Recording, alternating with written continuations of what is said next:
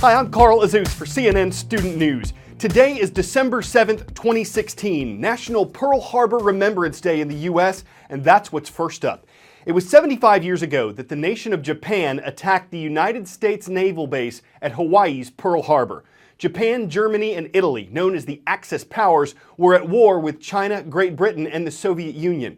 The U.S. had not yet gotten directly involved in World War II, though it had implemented economic sanctions against Japan for its behavior toward neighboring China.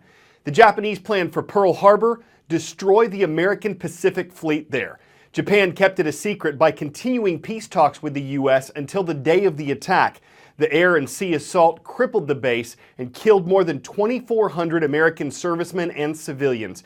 The next day, with the support of all but one member of Congress, President Franklin Delano Roosevelt declared war on Japan. December 7th, 1941, a date which will live in infamy. For the first time since World War II, a Japanese leader is planning to visit the site of the Pearl Harbor attacks. Prime Minister Shinzo Abe is scheduled to travel there with U.S. President Barack Obama after Christmas. Japan's government says Mr. Abe will not apologize for the attack, but to send a message of reconciliation between Japan and the U.S. Today, on the Hawaiian island of Oahu, tourists gather at sites like the USS Arizona Memorial, positioned above an American ship that was sunk in the attack. Some travel to Pearl Harbor to see and to understand. Others go to remember. Ask B.C. Wilson the secret to living to age 95 in good health. Hey, buddy. He'll say love of a vibrant hobby like horse racing and a lot of experience in surviving. Do you think I'm a war hero? Oh, no, gosh.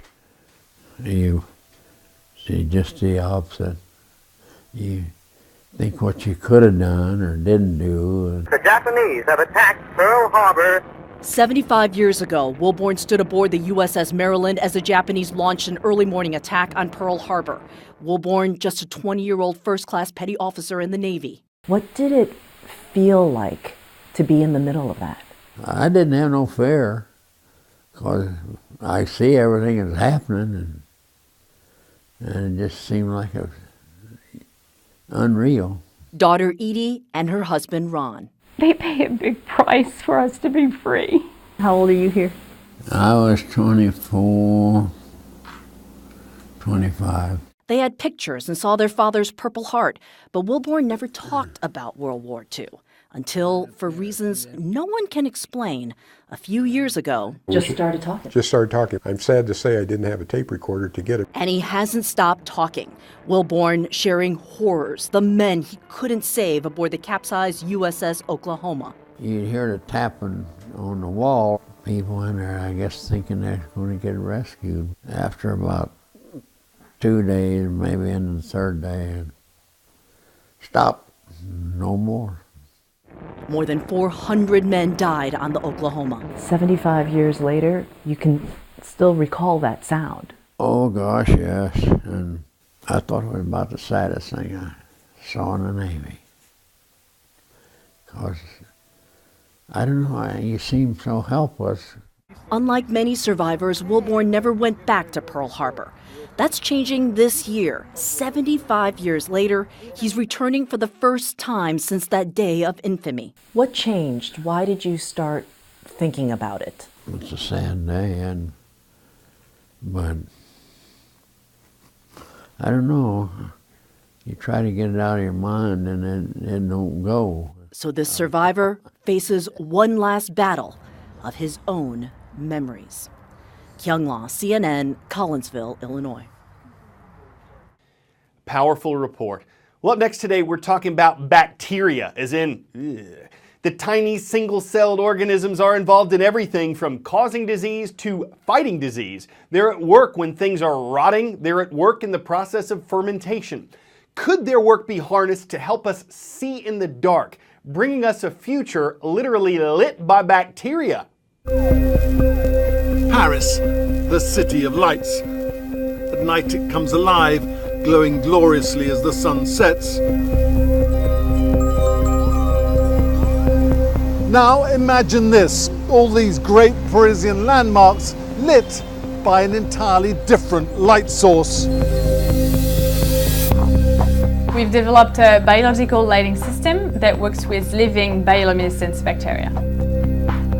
Sandra Ray is French and just 26, the youngest innovator we've ever featured on Make, Create, Innovate. She had her bright idea in 2013 while studying industrial design in Paris. We noticed that fishes were able to produce light without electricity, and we say, oh, maybe this is a solution to solve our issues and economical and ecological issues of human lighting. Bioluminescence is a natural phenomenon that, among other things, enables fireflies to glow. But Ray drew her inspiration from the deep sea, a species of squid, or rather special bacteria that live inside the squid and give them their extraordinary ability to bioluminesce. Basically, we're using genes coding for the chemical reaction of bioluminescence inside the bacteria. So we took these genes and we put them into the most common bacteria that we use in the lab, and then we grow the light. So that's bacteria from squids? Exactly. Okay, we're in daylight? Yeah, I can show you in the dark.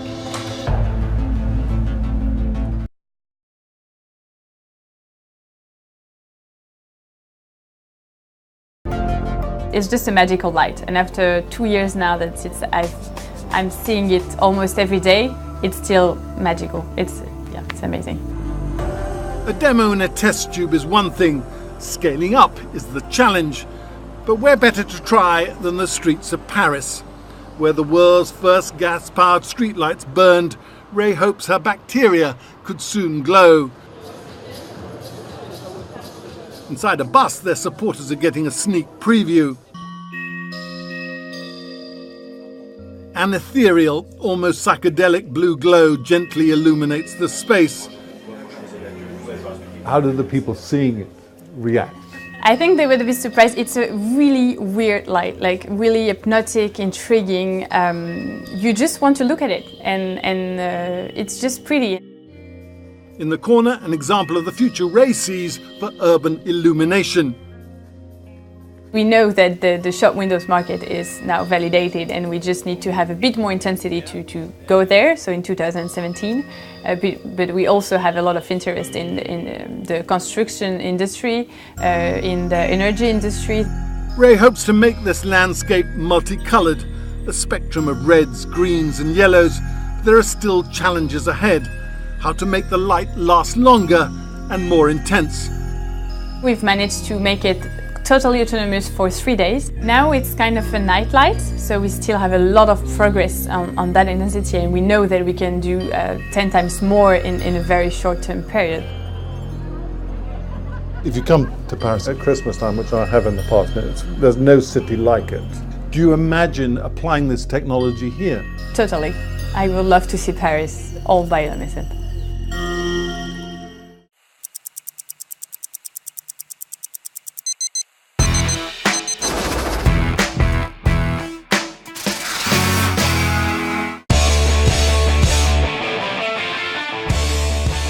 Earlier this academic year, we showed you goat yoga. Today, we're bringing you cat yoga.